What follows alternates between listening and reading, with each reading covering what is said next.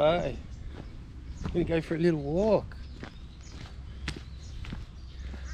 I've been, when you live out here in this sun or in the country, I often talk of this, you got to keep busy, but it's great.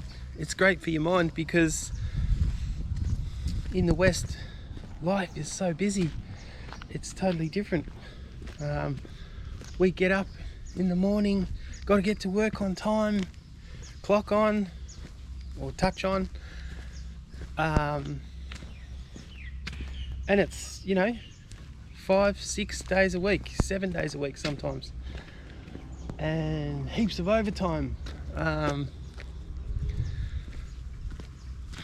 So you could be working 12-hour shifts, so your whole day just at work, getting to and from work as well is it's a long day, 15 hours by the time you've organised yourself and all those sort of things. Well, it's different life here. Like, a lot of the work that's done here is done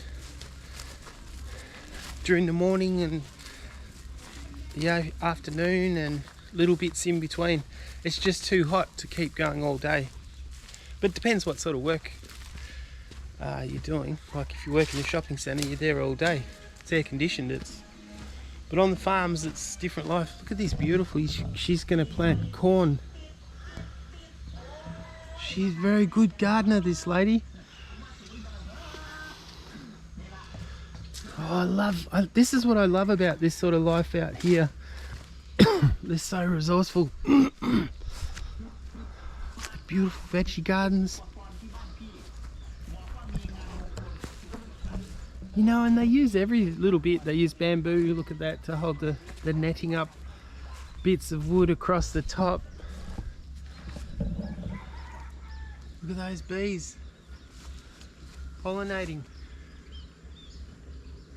Beautiful. Oh, I miss my bees back at home in Australia.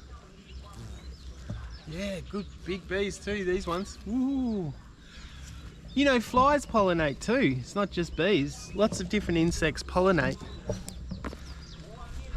There's a huge percentage of pollination done through other insects. Anyway, we won't get on that subject. But life here is different. But when you come from the West and you live here, at first you sort of go, after a while you're like, ooh, I'm bored. There's nothing to do.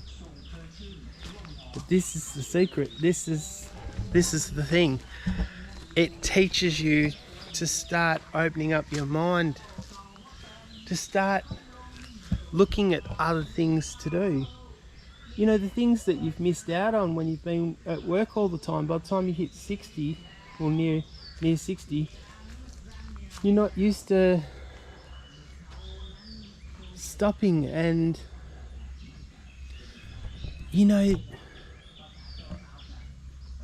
you start to discover the things you were missing out on, and it's usually the simple things.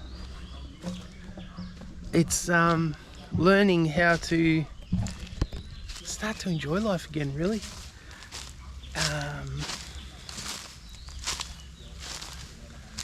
And like I've started a Thai course. I'm not very good at speaking Thai, but I get so tired. It's like sometimes, when you read a book, that's why it's good to read a book before you go to bed, because you get tired. It makes you tired. And when I try to learn Thai, I do these courses and I'm not very good, but I do, my brain, I just get tired. But it's the lack of these sort of things. A lot of guys, when they start work, guys are usually always reading manuals and how to fix things and how to fix their cars. So we do actually read a lot, but in a different way. It's not like we sit down all the time and read books. We're constantly learning how to maintain and fix things. So not just men, but I'm just saying in general. But yeah, starting what I'm trying to say is when you come to the country and you're isolated, you start to train your brain again to find things to do, to educate yourself, to keep busy. And it's really good, yeah. And just simple things like this, going for a walk and just looking around, and you're exercising, you get up early. Anyway, I'm enjoying this Thai course, but whew, it's an online course, but yeah, I mean, I can see why it takes an average sort of guy, unless you're lucky enough to spend a year in Bangkok in a university studying the language. Most of us haven't had that opportunity, but it's out there now. I could do it, but I'm doing the online course, but it takes a bit longer. Some guys take years to learn Thai. If they went and studied for 1 year, they'd learn it fast because you're doing it every day. But when you have to earn a living and work and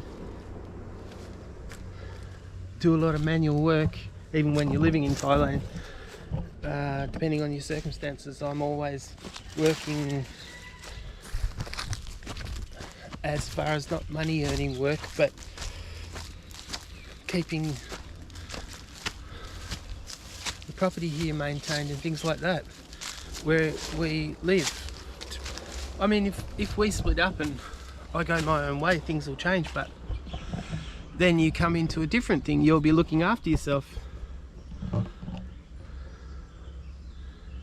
and finding other accommodation. But anyway, geez, I can ramble on. The Rambler, that's what I'll call myself. But it's good, yeah. I love going for little walks.